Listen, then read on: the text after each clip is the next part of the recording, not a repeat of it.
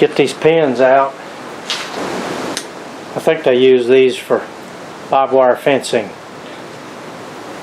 Anyway,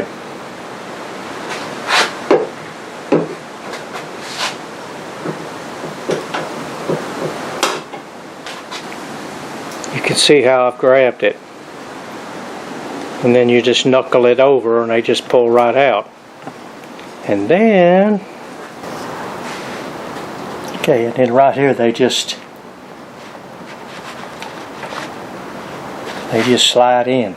Make sure it goes all the way in.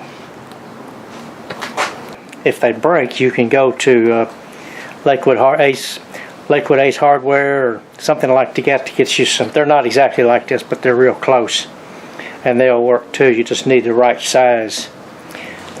Look like there's two different sizes on here.